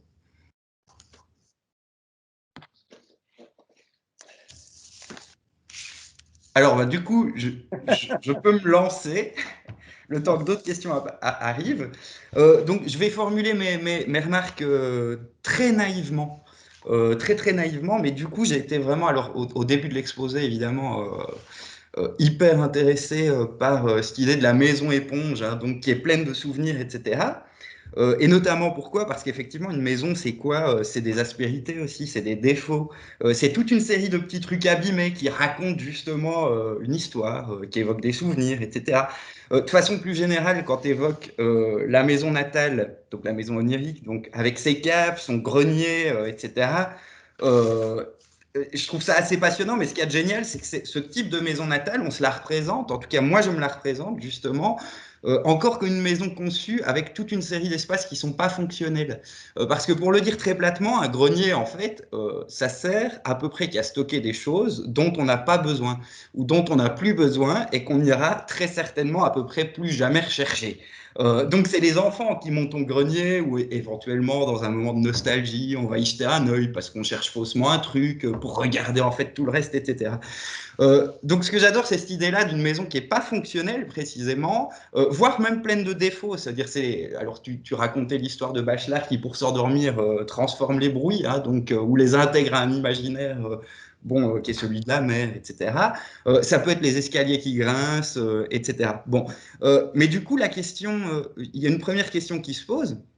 Pour moi, c'est dans quelle mesure, en fait, justement, cette image-là de la maison, cette idée-là de la maison, la représentation qu'on peut s'en faire comme ça, la maison onirique, elle nourrit pas chez lui, comme par exemple, je pense, mais alors je l'ai lu il y a très longtemps, donc je peux pas en dire grand-chose, mais certains poèmes de Paul Celan.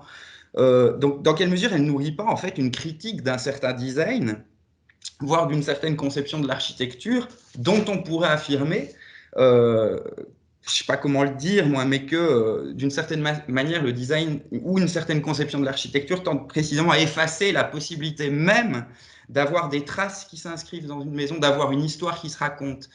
Et je pense notamment à la formule de Paul Celan. Bon, il ne l'a dit pas dans ce cadre-là, donc je déforme sans doute terriblement son propos, mais le design, c'est la mort. Et à mon avis, pour ça, ça veut dire parce que ça rend impossible l'inscription justement d'une histoire dans un objet sur des murs, etc. Donc ça, c'était ma première remarque. Je laisse Benjamin de côté parce que là, il y aurait moyen de le jouer, à mon avis, peut-être presque contre Bachelard à certains égards. Peut-être pas tout à fait, mais je ne l'ai pas lu récemment, donc voilà. Mais je pense qu'il y aurait des choses à faire aussi là-dessus, avec Benjamin Bachelard, croiser tout ça, ça peut donner quelque chose de génial.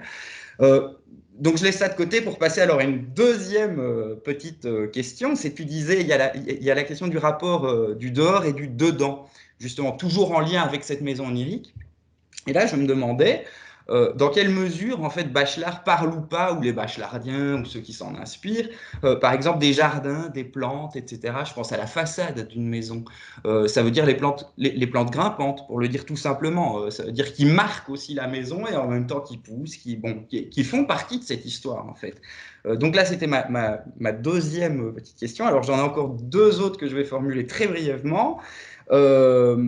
La troisième question, c'est plus par rapport à ce que tu disais à la fin de ton exposé. Je pense qu'il y a quand même un mouvement aujourd'hui de parler de permaculture. Alors évidemment, c'est pas la solution, enfin, ou pas la seule. Mais ce qui est quand même hyper intéressant, c'est de voir comment aujourd'hui, justement, contre une modernité du détachement, contre une modernité qui s'est construite, alors qu'on soit de gauche ou de droite, communiste ou capitaliste, peu importe, mais l'idée au fondement de la modernité, c'est quand même celle d'un détachement, effectivement, par rapport à son environnement, au milieu, etc. Et ce qui est génial, c'est quand même de voir comment aujourd'hui, on a toute une série de courants donc politiques qui essaient de repenser justement l'émancipation par quel bout? Par celui de l'attachement. Et là, je pense aux ZAD, aux nouveaux paysans, des choses comme ça. Donc ça me tient vraiment très fort à cœur et ça résonnait à mon avis avec ce que tu racontais. Et enfin, un dernier truc, là c'est plus lié à des travaux récents que je fais avec Maud Hagelstein, une vraie amie pour le coup. Tu disais faut ménager, respecter les lieux, etc. Et je trouve ça assez passionnant parce que je parlais juste avant que tu commences ta conférence du musée Le Trinquol où justement on l'a intitulé le musée des arts situés. D'habitude, on parle d'art brut et d'art populaire. Et ce que je trouve génial avec ces arts populaires, et l'expression plus précise d'art situé, c'est quoi? C'est justement l'idée que ces gens, comme, alors, inconnus, mais ça ne marche pas très bien dans ce cas-là, ce serait Raymond Isidore de la Maison Picassiette à Chartres, mais il y a des gens comme Filippo Bentivegna en Sicile avec son jardin des têtes sculptées qui est complètement dingue, ou je pense à la chapelle en coquillage de Frère Déodat du côté de Guernesey. Ce que j'adore avec tous ces arts populaires-là, c'est précisément ça, c'est de dire en fait on fait avec le lieu. Ça veut dire on construit avec le lieu. Quand il s'agit de faire des sculptures, on dispose de la roche, par exemple. La roche déjà en fait est pleine de formes, est déjà en fait pleine d'un imaginaire qu'on va essayer en fait je sais pas comment je pourrais dire ça, moi, mais d'intensifier, de révéler en fait plus que tout simplement de fabriquer, quoi. Donc je m'arrêterai ici, mais vraiment cette conférence-ci, je pense qu'elle va nourrir toute une série de travaux de mon côté pour les mois qui viennent. Donc merci beaucoup. Merci à toi, Damien. Alors, je vais répondre, évidemment. Et je reprends aussi une autre question que tu m'as pas posée là, mais que tu avais indiquée dans ton introduction, Ouais, qui est celle de la virtualité du numérique. Parce que, effectivement, c'est toujours frappant de voir que dans le vocabulaire numérique, on parle d'adresse mail, on parle de portail, on parle de fenêtre, et on parle aussi de mémoire, etc. Donc, du coup, je pense que le fait qu'il y ait une telle analogie entre la, toponymie, j'allais dire, du virtuel et puis celle de notre propre géographie affective, il y a forcément un point, bien sûr, à étudier. Donc, tu as raison, le grenier, bon, étymologiquement, ça vient de grain, donc c'est forcément là où on mettait des grains.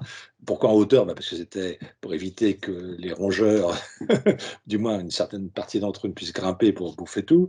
Et donc, le grenier, c'est devenu effectivement le lieu où on stocke tout ce qui est inutile. Et moi, je crois que là, c'est une très grande. Enfin, ce que tu évoques est une notion qui me plaît beaucoup parce que c'est celle de ce que j'appelle l'inutilité, ou plutôt ce que j'appelle l'utilité de l'inutile, précisément. qui peut-être contribue à faire de la vie son intérêt. C'est qu'effectivement, s'il n'y a pas de pièces sans affectation, je crois que là on étouffe. Enfin, on n'est pas bien. Il faut effectivement, dans la ville comme dans la campagne, comme partout, il faut qu'il y ait des lieux sans destination particulière qui permettent d'accueillir justement des rassemblements ou des activités solitaires ou collectives inattendues. Et donc là, on est en dehors effectivement de toute la logique fonctionnaliste de tous les territoires. Hein.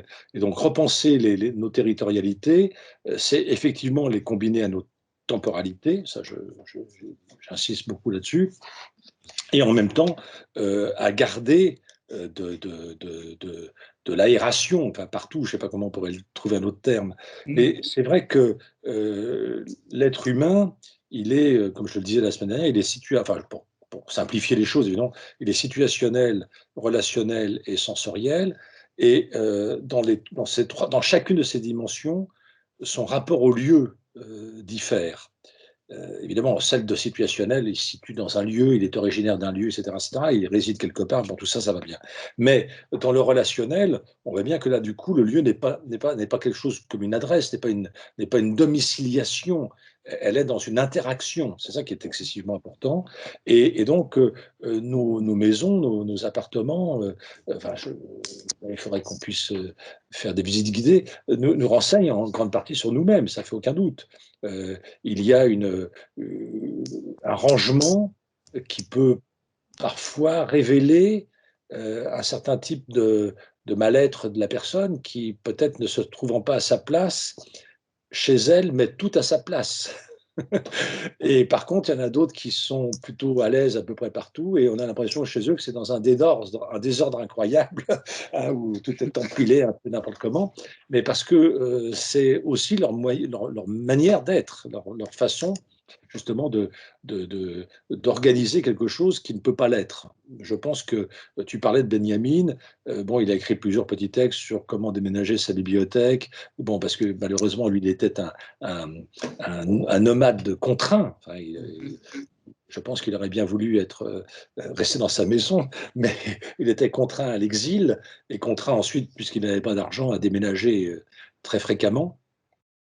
Et donc là, pour lui, son rapport au lieu est un rapport meurtri, je crois. Hein, c'est parce que on lui impose un peu de partir, et il le dit, il le laisse entendre dans sa correspondance, en particulier à Bertolt Brecht, où il dit voilà, que ses livres lui manquent. Et puis lui, comme Bertolt Brecht est vachement sympa et qu'il a des moyens, il lui dit je te fais envoyer tes caisses de livres. Bon, puis comme tu le sais, ça ne va pas lui arriver puisqu'il quitte Paris pour là où il va se suicider. Mais entre-temps, il a été aux Baléares, qui à l'époque était une île encore sauvage et sans touristes. Et on lui prête une maison qui n'est pas chauffée ni rien. Enfin bon, mais il est quand même content d'être là, parce que la vie coûte pas cher. Et il a un voisin français, et lui il parle français couramment, évidemment, puisqu'il est le traducteur de Proust et de Baudelaire en allemand. Et il discute avec lui comme ça, et puis il le trouve peut-être pas sympa, mais enfin il le trouve, voilà, c'est un voisin avec qui il parle un peu.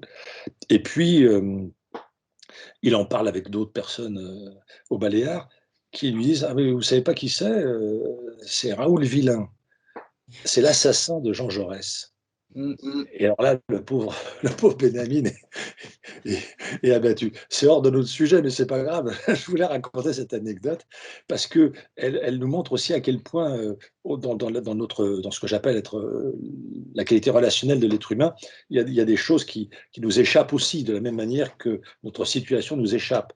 Et donc là, lui, il s'est fait entre guillemets avoir parce qu'il a trouvé ce personnage assez bonhomme. Et en fait, bon, c'est un assassin qui n'a pas tué n'importe qui en plus, et pas non plus à n'importe quel moment, puisque on prétend que ça a quand même favorisé le déclenchement de la guerre. Donc, notre situation, notre relation, notre sensorialité passe aussi par les lieux, mais comme je le disais en tout début, l'espace sert à conserver du temps comprimé. Et ça, je crois que c'est une notion que Bachelard ne reprend pas dans la politique de l'espace, malheureusement.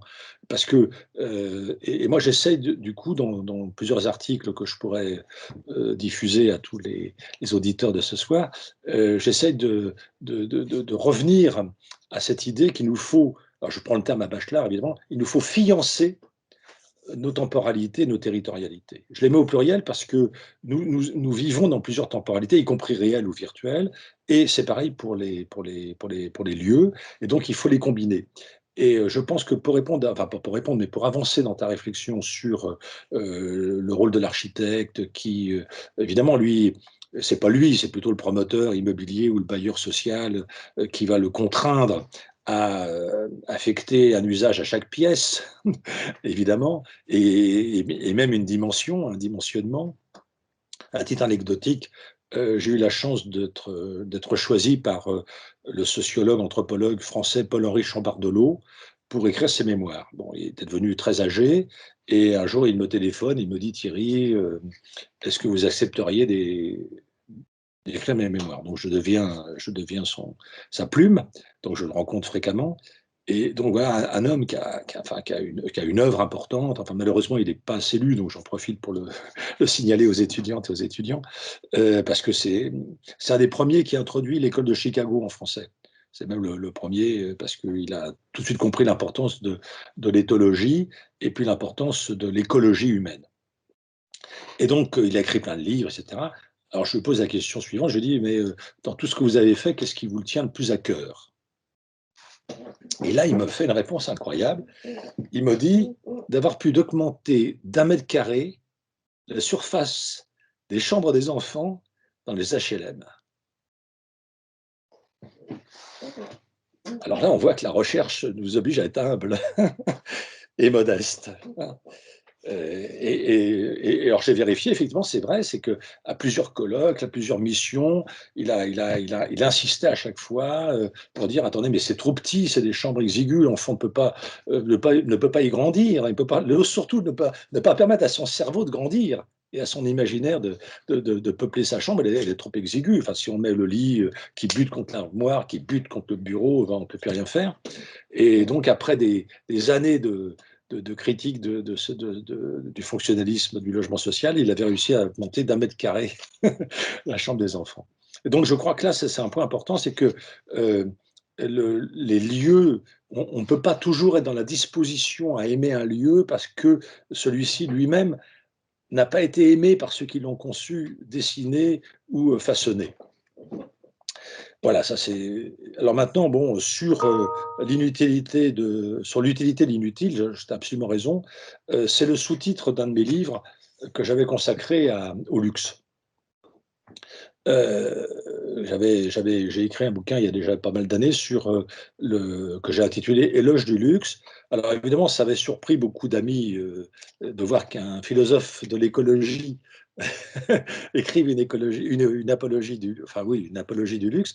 Évidemment, c'était pas tout à fait ça le contenu du livre, bien sûr, puisque je prenais le mot luxe, qui a une origine étymologique très compliquée et même souvent obscure. Je prenais le verbe luxer, qui veut dire se démettre, se démettre l'épaule. Par exemple, on dit: je me suis luxé un muscle, ou je me suis. Bon. Et donc, je prenais ça comme prétexte pour dire qu'il nous faut, nous démettre de la société de consommation. C'est-à-dire qu'il fallait qu'on soit luxé, quoi, et qu'on se démette de la société de consommation pour rentrer dans la société d'acconsommation. Et la société d'acconsommation, je la définissais à l'époque de la même manière qu'on parle d'athéisme. Donc ce n'était pas un refus de la consommation, c'était simplement le fait qu'on se dégageait de cette dépendance totale au consumérisme. Et donc l'utilité de l'inutile, pour définir le luxe, me semblait très intéressant. Et en écrivant mon livre, je découvre une enquête de 2003, si je me souviens bien, faite par les industriels du luxe, donc ceux que je critiquais dans mon livre, mais qui font cette enquête auprès de 20 000 consommateurs de produits de luxe à l'échelle mondiale, dont beaucoup de Chinois, parce qu'ils sont très friands de produits de luxe, comme vous le savez. Et on leur demande: qu'est-ce que c'est que le luxe pour vous? Alors, avant de vous donner la réponse du sondage de 2003, cette enquête était diligentée pour actualiser une enquête de 1989, où à la question « Qu'est-ce que c'est que le luxe pour vous ?» arrivait en tête une villa avec du personnel, un hôtel particulier avec du personnel, une Lamborghini ou une Porsche, un diamant, évidemment le plus gros du monde, un tableau de Van Gogh. Voilà, c'était ça le luxe. Et dans l'enquête de 2003, et ça m'a passionné, la réponse était le silence, la vastitude et la maîtrise de son temps. Alors évidemment, les industriels du luxe étaient un peu dépités parce que ils les ont tout de suite utilisés très subtilement. Ils ont utilisé ces trois références dans leur publicité, évidemment, pour vendre des montres à 100 000 € pièce, pour vendre des voitures ou un avion privé. Donc ils jouaient sur ces trois réponses, la maîtrise du temps, donc trois réponses immatérielles, le silence. Alors ça se traduisait par des lieux magnifiques à l'écart du tumulte du monde. Donc il fallait payer très cher pour pouvoir avoir une retraite intéressante. Ou bien alors la vastitude, c'est-à-dire la grandeur, enfin l'horizon plutôt. Et ne plus être tassés les uns sur les autres, mais avoir cette capacité de voir l'horizon. C'est-à-dire cette capacité de voir l'horizon, parce que l'horizon est le point de départ du sentiment d'infini. Et ça, c'est excessivement important, qu'on retrouve évidemment dans toute la poésie, en particulier romantique. C'est dans les tableaux de David Gaspard Friedrich, etc. Donc on voit bien que là, ces éléments-là qui sont donc inutiles avaient leur utilité pour justement nous orienter dans notre propre existence et dans le choix absolument pas rationnel des biens, de dire non, je préfère finalement cet objet-là plutôt que tel autre, pour la raison que tu as dit tout à l'heure, parce qu'il est patiné, parce qu'il contient en lui déjà du vécu, il contient en lui peut-être un certain nombre d'histoires que je vais me reconstituer, que je vais inventer. C'est pour ça que acheter dans des ressourceries, acheter des produits de seconde main est souvent beaucoup plus gratifiant que d'acheter un produit tout neuf qui sent encore la chaleur de la machine, hein, ou la sueur de l'ouvrier qui l'a mis en boîte. Et donc souvent on est plus content de trouver quelque chose qui est un peu patiné. Hein, parce que le vide-grenier, moi c'est des lieux où j'aime bien aller jeter un œil, parce que justement on trouve quelque chose qui justement n'a aucune affectation. Et c'est parce qu'il n'a aucune affectation qu'il peut accueillir mon affect.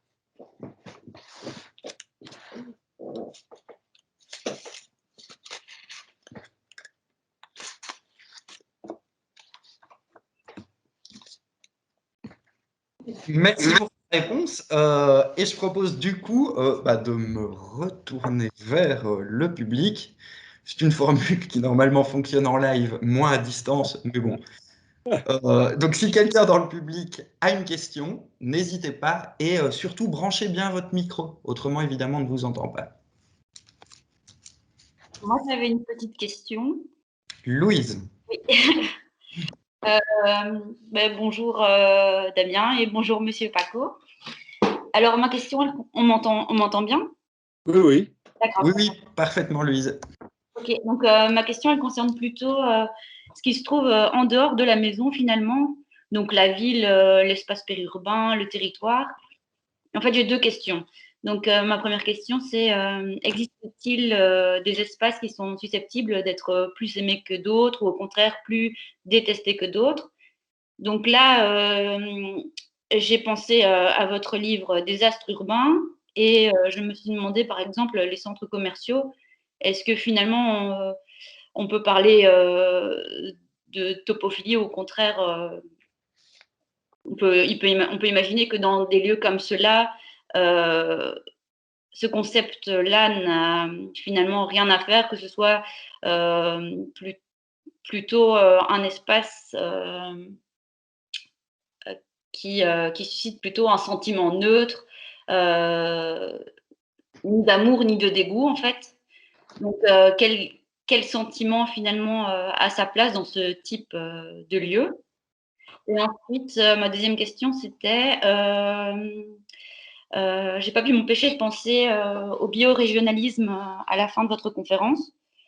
Donc, est-ce que vous pourriez dire un mot sur cette approche? Oui, bah, écoutez, merci beaucoup pour vos deux questions. La première, effectivement, qui n'est pas facile, hein, bien sûr, mais vous avez raison de la poser. Est-ce qu'il y a des lieux qui sont plus aimables que d'autres? Est-ce qu'il y a des espaces qui sont détestables parce qu'ils sont arrogants, parce qu'ils sont mal desservis, parce qu'ils sont inaccessibles, parce qu'ils sont revêches, etc. Oui, bien sûr, ça c'est une évidence.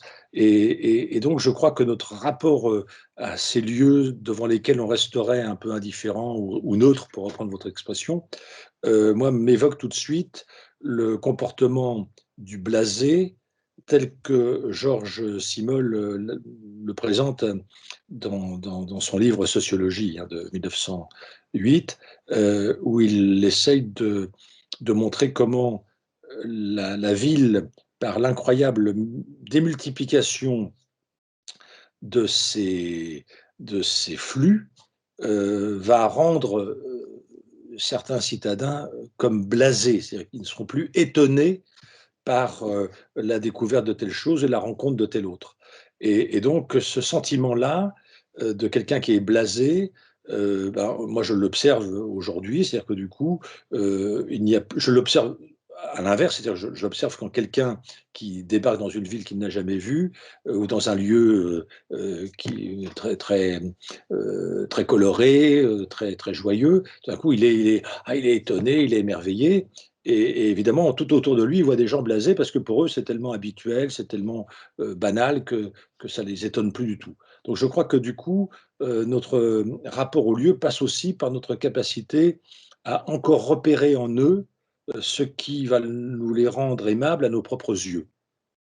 Donc c'est pour ça qu'on n'est pas tous sur les mêmes relations topophilesques parce que on n'aime pas les mêmes lieux nécessairement, et c'est évidemment obligatoire, puisque, comme je le disais tout à l'heure, il y a une relation affective et sensorielle qui fait que ce que moi j'aime, l'autre ne l'aime pas nécessairement.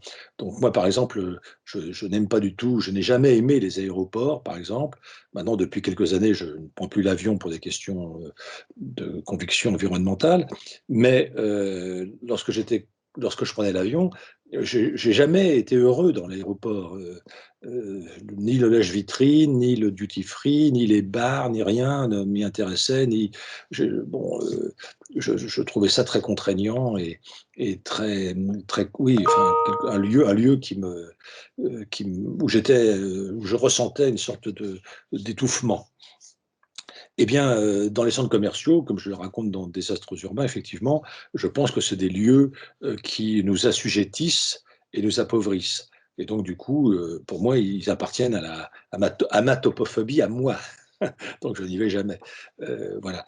Mais maintenant, évidemment, j'avais envoyé mon livre à Annie Ernaux parce que j'aime beaucoup ce qu'elle écrit, et elle m'avait répondu un mot très gentil en me disant qu'elle ne partageait pas mon avis aussi critique du centre commercial. C'est vrai qu'elle avait écrit un petit livre où elle décrivait l'émerveillement des enfants, visiblement d'une famille très pauvre, précaire, comme on dit, devant toutes les magnifiques lumières et décors de Noël qui ornaient le supermarché de la ville nouvelle de Cergy-Pontoise où elle réside.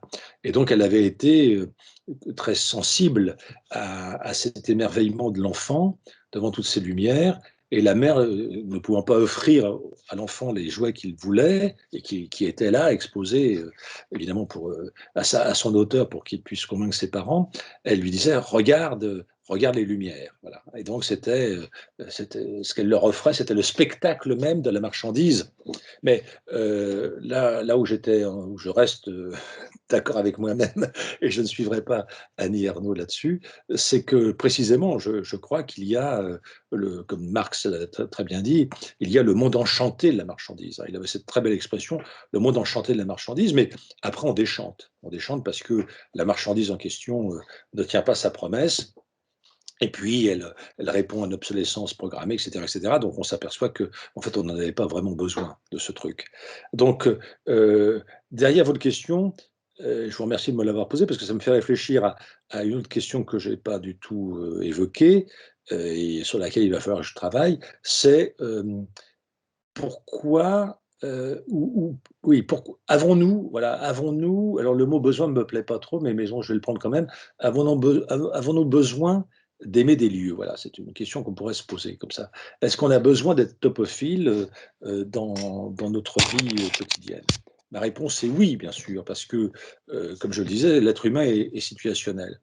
Et donc, il est de quelque part, il est aussi d'un milieu social, d'un milieu culturel, etc. Et évidemment, il ne l'est pas définitivement, il n'est pas scotché à ces différents milieux. Donc, il peut, espérons-le, circuler entre eux. Maintenant, euh, la dimension biorégionale, elle est pour moi, comme je l'ai écrit à plusieurs reprises, une espérance. Je ne voulais pas, il y a eu tout un dossier de la revue Silence sur l'historique du biorégionalisme, où j'ai été longuement interviewé et je ne voulais pas, comme un autre auteur qui est interviewé, qui est Mathias Rollo, donner une définition géographique ou administrative de la biorégion. Je pense qu'on en a déjà parlé la fois dernière, je pense qu'on n'en est pas encore là. Donc pour moi, je parle de biorégionalisme comme espérance, c'est-à-dire je pense que c'est un moyen pour nous de nous obliger à penser différemment les territoires de notre existence. Et donc, du coup, je ne suis pas de tel immeuble, je ne suis pas de telle rue, je ne suis pas de tel quartier, je ne suis pas de telle ville. Tout ça, je pense que ça ne fonctionne plus de cette manière-là, que notre rapport au territoire, et c'est ce que je développe dans Écologie des territoires que je viens de publier il y a quelques semaines, c'est un collectif, mais je fais un long chapitre sur les représentations du territoire, et je crois qu'aujourd'hui, on est obligé, enfin, ça, le mot ne me plaît pas trop, mais si on veut rendre intelligibles les conditions même de notre existence de vivant et pas simplement d'humain, on est obligé de prendre cette dimension biorégionale. Parce que précisément, c'est ce que je disais la semaine dernière, notre habitat, notre territoire, mots qui viennent de l'éthologie, échappe à la simple définition administrative. Un territoire résulte, il n'est pas donné. Et donc, c'est ce résultat que nous sommes toujours en train de chercher et qu'il nous faut évidemment approfondir. Et là, en vous disant cela, je reviens sur une idée que j'avais développée dans Terre urbaine en 2006, sur le fait que l'être humain, pour moi, est toujours un être en train de. Nous sommes toujours en train de faire quelque chose. Nous sommes toujours en cours. Voilà, nous sommes nous-mêmes inachevés comme personnalité, enfin, du moins je l'espère. C'est-à-dire que nous modifions, pas forcément seulement en bien, nous nous modifions avec l'âge, avec les rencontres, avec les lectures, avec les lieux, évidemment, tout ça est très très important, mais nous sommes toujours en cours de rendre intelligible le monde, en cours de comprendre le pourquoi de notre existence, en cours de comprendre pourquoi on va être tout d'un coup béat d'admiration devant une scène de la nature, devant une enfilade d'arbres qui s'enfuient vers l'horizon, et que l'horizon tout d'un coup nous apparaît comme non pas un mur qui ferme quelque chose, mais au contraire comme une sorte d'ouverture. Hein. C'est Victor Hugo qui disait que la beauté est l'infini dans un contour. Nous sommes toujours en train d'établir des contours. Merci pour votre réponse. Alors en fait, bon, bah, le temps qui nous était imparti touche à sa fin. Et donc, je propose qu'on qu'on remercie Thierry Paco, qui, j'allais dire, vient de partir, mais qui revient. Donc, je propose qu'on remercie tous voilà, Thierry Paco pour cette conférence, encore une fois, passionnante. Et donc, on se retrouve tous, j'espère aussi nombreux, la semaine prochaine. Voilà, le jeudi 6 mai, donc pour une conférence intitulée L'ami livre. Merci Thierry et au plaisir de t'entendre dans une semaine. Merci à tous et bonne soirée.